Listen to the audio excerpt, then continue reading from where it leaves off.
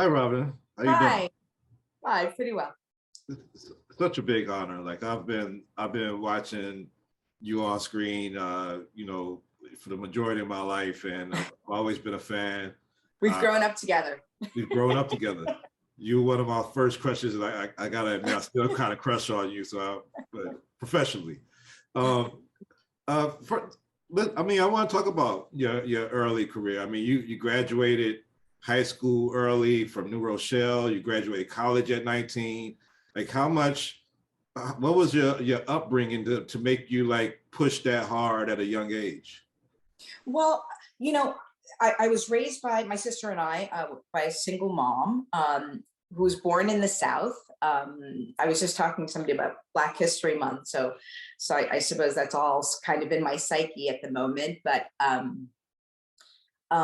she moved to New York. She really believes that education was the great equalizing factor in America. And I think that was sort of the impetus for education. Nobody can take certain things away from you. So I think that was really the driving force. And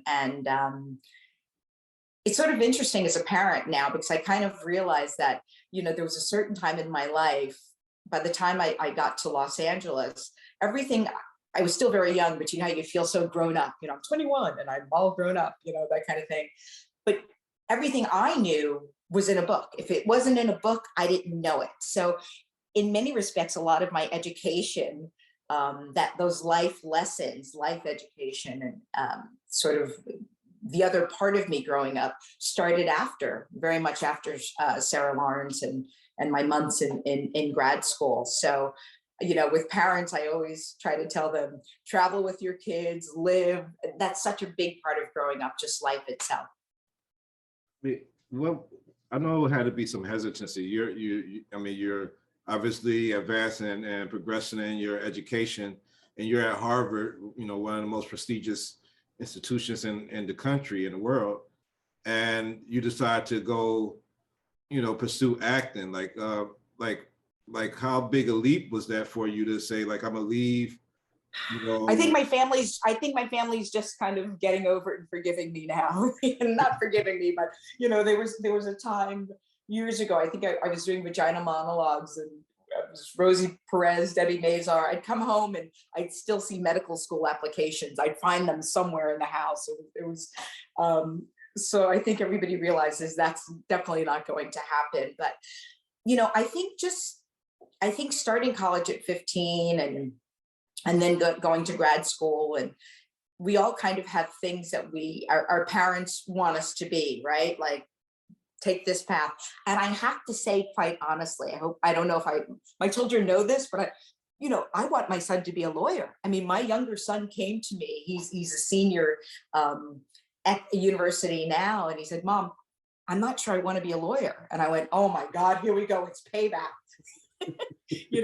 But I think I understand, as a parent, you want your child to kind of have this easy, smooth road. And I'm not sure we could ever predict or know what an easy, smooth road is for someone. But, acting was always sort of my hobby. I started at the American Academy of Dramatic Arts when I was 10.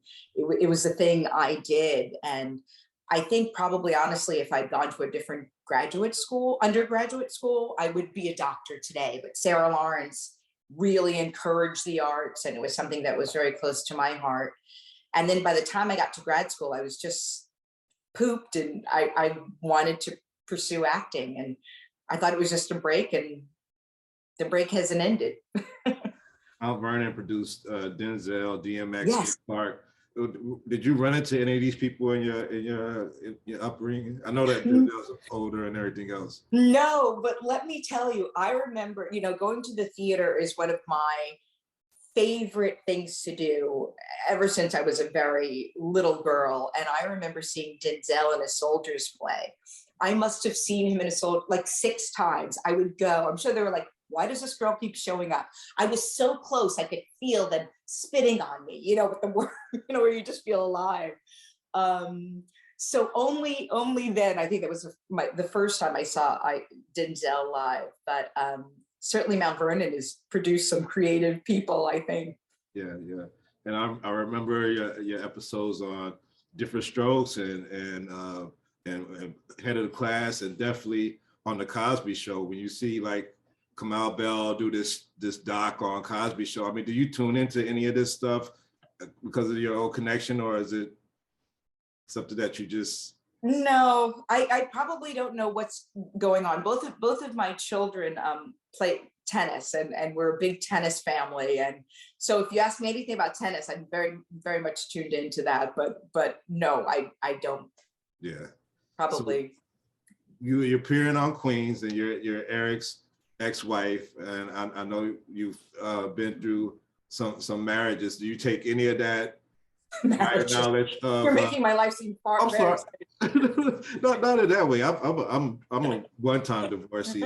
But I mean, does that play into any of your character, like dealing with this character of Eric and knowing how like maybe exes could communicate it? Do you bring any of that knowledge into it when you play a character? No, I mean, you know, I'm a woman, right? Like, you know, I'm a person that believes, first of all, all people have far more in common than they do for differences. And I think women in general, if you're living and breathing and having relationships and trying to love, you experience very similar things. But this particular character, I think, was, you know, really in love with her husband, and something didn't work out, you know, something deep. And you discover that the thing that didn't make it work, or this big obstacle, was that his true love was someone else. And I think that was really hard for this woman to face. He's got a true love, and it's not her. And I think you see, what I love about the scenes that he and I did together is I think you see their relationship, you see the love, you see the chemistry, you see the sparkle that is still there for her. And then she kind of gets punched in the stomach with this reality. And then Brandy and I, who I'm a huge fan of Brandy's, get to do this scene together where you see women, of course, who always blame the guy, you know, sort of as adversaries, and then slowly come together as women, kind of bare their souls. And she ends up leaning on Brandy, you know? And I personally, Robin, love that. You know, I love that women could come together as friends and lean on one another, you know, and not be enemies. Yeah, yeah. Well, I love you in all of these series and Batwoman and everything else. Yeah. I wish they would like do another Boomerang or something, because that was just like such a iconic movie. I know they did a TV show, but my last question I got real quickly. You've done a lot of work personally with the National Domestic Violence Hotline and everything else. I mean, over all these years, do you think we've made progress on that? I know it's been an avenue for women to call, but as far as like, how do we like, you know, deter domestic violence from happening, and not just, you know, take care of the victims, but like, what can we do as a society to help this not happen at all? Well, I really think the Me Too movement and the domestic violence movement, I'm just sort of an advocate for women, and I think they're very much aligned. You know, I think the more people can kind of speak out about things, and things don't have to be secret, we realize we're not alone. I think oftentimes when people are going through things, anything, you feel like it's sort of just you. And the more people talk about it, you realize, hey, it's not just me. I'm not alone. I think in particular with domestic violence, or in general, the entire Me Too movement, I'm a firm believer that the more men get involved in the conversation, the better we are. The more men, when they're sitting with the guys and certain things aren't acceptable, and get involved, it kind of moves everything along, a way of thinking along, you know. Yeah. Men are, you know, fathers to sons, and also fathers to daughters. I think that's incredibly important for a man to tell his little girl how valuable she is, and what real love looks like, and what it means to be a gentleman. You know, like I said, I'm the mom of two sons. It was really important for me to try to raise two gentle men. I think the more secure, I'll never be a man. I don't know what that's like, but I, as a woman, I think the more secure and confident a man is, the more he can be gentle. So I think the more men get involved in a conversation, the better it will be. I'll always be watching and supporting you. I hope you Thank allow me to still be my crush. I hope I can still Of crush you course.